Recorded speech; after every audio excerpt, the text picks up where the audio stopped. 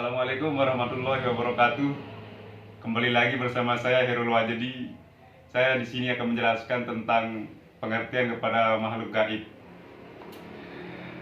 Semua makhluk yang diciptakan oleh Allah Subhanahu wa taala dibagi menjadi dua macam, yaitu pertama yang gaib, yang kedua yang nyata. Kehidupan manusia tidak terpisahkan dari kehidupan makhluk-makhluk gaib. Pengertian makhluk gaib. Semua makhluk yang diciptakan oleh Allah Subhanahu wa taala dapat dibagi kepada dua macam, yaitu gaib dan yang nyata. Yang membedakan keduanya adalah bisa dan tidak bisanya dipantau oleh panca indera manusia.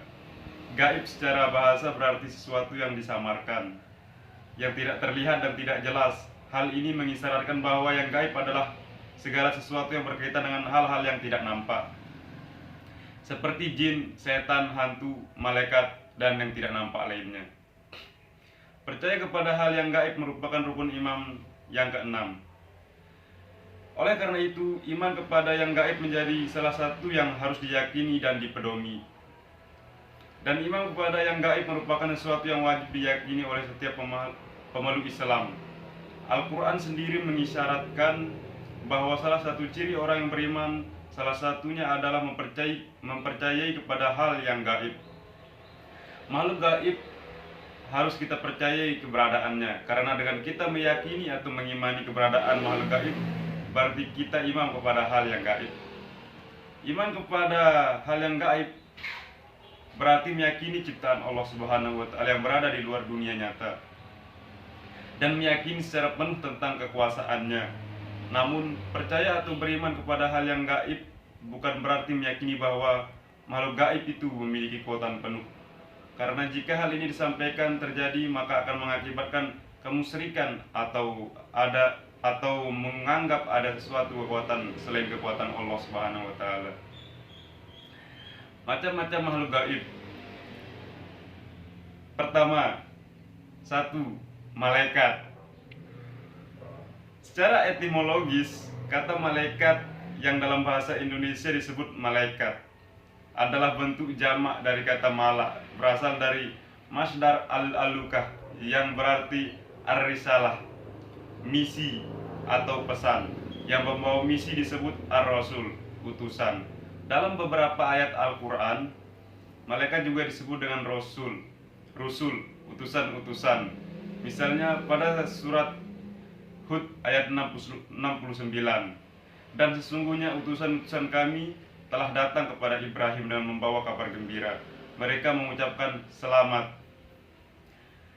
Ibrahim menjawab, selamatlah. Maka tidak lama kemudian Ibrahim menyuguhkan daging anak sapi yang dipanggang. Bentuk jamak lainnya dari kata mala adalah malai. Dalam bahasa Indonesia, kata malaikat bermakna tunggal, satu malaikat. Bentuk jamaknya menjadi malaikat-malaikat secara terminologis istilahi. Malaikat adalah makhluk gaib yang diciptakan oleh Allah Subhanahu wa taala dari cahaya nur dengan wujud dan sifat-sifat tertentu.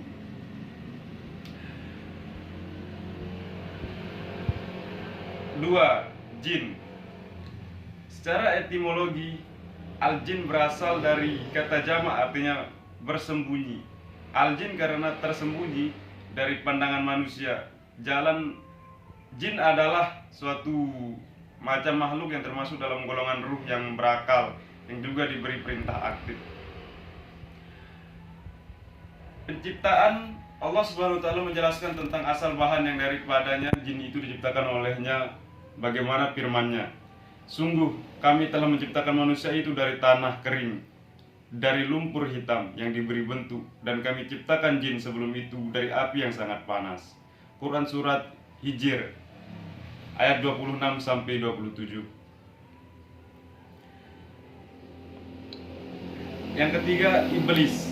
Iblis adalah suatu yang berasal dari bahasa Arab, dari asal kata iblas yang berarti putus asa dari rahmat Tuhan. Iblis berasal dari golongan jin. Sebagaimana tercantum dalam Al-Quran, iblis dahulunya adalah seorang jin yang sangat taat dan berilmu, sehingga ia pun tinggal di dalam surga. Namun karena kesombongannya, yaitu tidak mau memberikan sujud penghormatan terhadap Nabi Adam, ia pun mendapat laknat dari Allah dan dikeluarkan dari surga. Namun sebelumnya dikeluarkan, iblis meminta kepada Allah agar tidak dimatikan sampai hari kiamat untuk menggoda anak cucu Adam. Dan Allah mengabulkan permintaannya tersebut, sebagaimana firman Allah dalam surat Syad ayat 80-81, yang artinya, sesungguhnya engkau termasuk golongan yang diberi penangguhan waktu sampai hari yang diketahui, yaitu hari kiamat.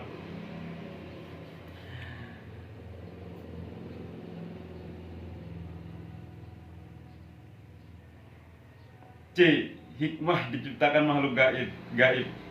Hikmah beriman kepada malaikat. Iman kepada malaikat adalah salah satu dari armal iman yang tidak boleh sedikit pun bercampur dengan keraguan. Dengan beriman kepada malaikat, seseorang akan lebih mengenal kebesaran dan kekuasaan Allah, lebih bersyukur kepada Allah Subhanahu wa taala atas perhatian dan pelindungannya, berusaha berbuat kebaikan dan menjauhi segala kemaksiatan, serta ingat senantiasa kepada Allah Subhanahu wa taala. Hikmah diciptakannya iblis dari syaitan dalam kehidupan manusia. Iblis dan syaitan adalah pengganggu yang menyesatkan manusia dan mengajak manusia untuk menjadi penghuni neraka, sehingga harus memikirkan akibat dari sebuah kesalahan yang dikerjakan iblis, sehingga ia dikeluarkan dari surga dan mendapat laknat Allah, agar manusia tidak melakukan hal yang sama dalam kehidupannya. Jadi kesimpulannya, seperti yang telah kita tahu bahwa iman kepada Allah adalah sesuatu yang kita percayai atau yakini dalam hati, dan kita ucapkan atau ikrarkan dengan lisan, dan kita wujudkan dalam bentuk amal perbuatan dengan anggota tubuh. Dan rukun iman yang 6 itu haruslah kita percayai keberadaannya. Beriman kepada yang gaib merupakan rukun iman yang 6 tersebut. Itu artinya kita mempercayai dan meyakini bahwa segala sesuatu yang gaib atau yang tidak bisa kita lihat dengan kasat mata itu benar ada. Sekian dari saya.